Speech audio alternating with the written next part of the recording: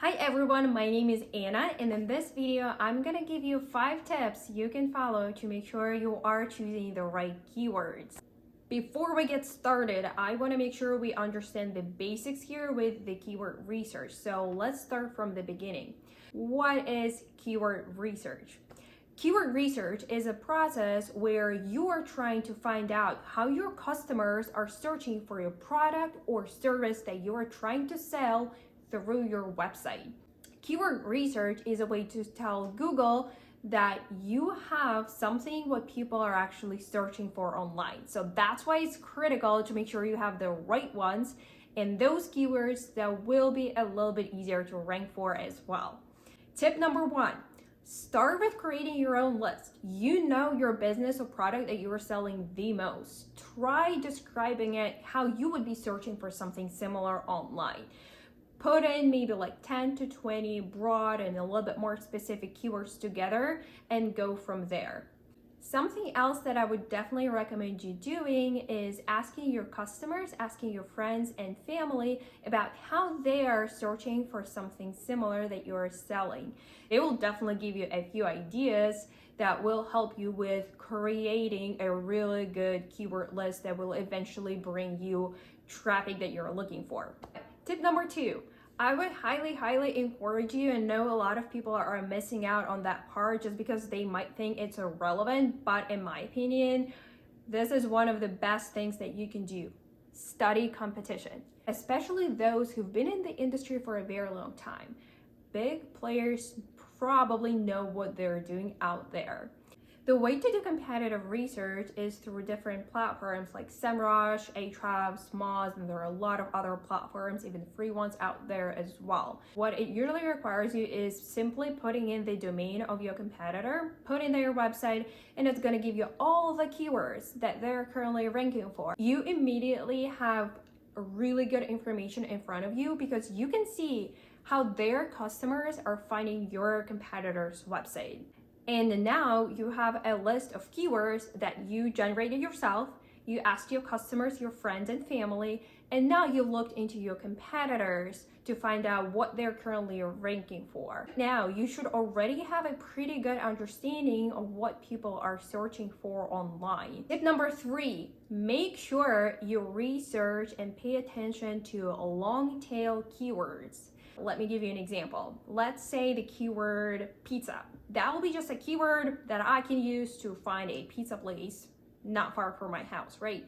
But if I'm searching best pizza place near me, that will be a long tail keyword, which is a lot more specific, and Google already tries to match me to the website that is more relevant to what I'm searching for. Those long tail keywords are more specific, meaning that I know as a customer, as an online user, that I have something specific that I'm actually searching for. I'm not looking for pictures of pizza. I'm not looking to make pizza myself. I'm looking for a pizza place that is near me and that I want to go to right now. So by focusing on long tail keywords, you can actually outrank your competitors a lot quicker because you'll be focusing on those specific phrases in terms of something very broad as pizza place. And another extra tip as well, long tail keywords are usually a lot easier to rank for just because they're specific and not as many people usually search for it. So it will take you a lot quicker to show up on Google for those search. Tip number 4. Understand the metrics that you're looking at when you're doing keyword research. If you decided to use a platform, an SEO platform for doing your keyword research, usually those platforms show you a lot of different metrics for you to decide which keywords will be the best for you to use.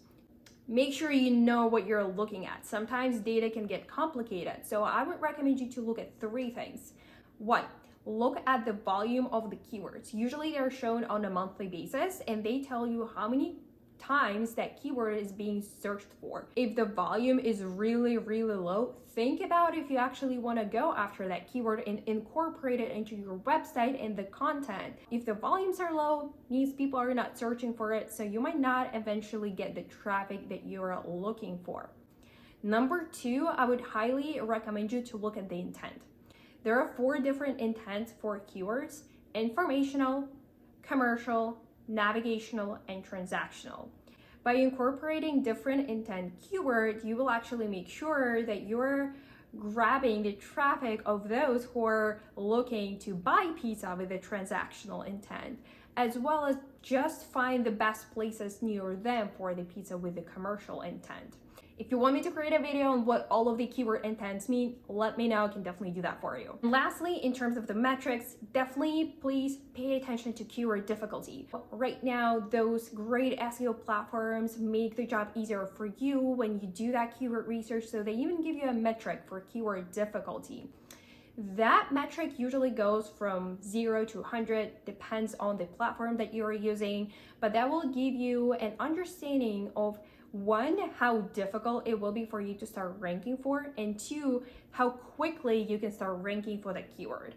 If we go back to our example about pizza, right? So if you just put a start ranking for the term pizza, it will be very competitive no matter where in the world you're trying to rank for it.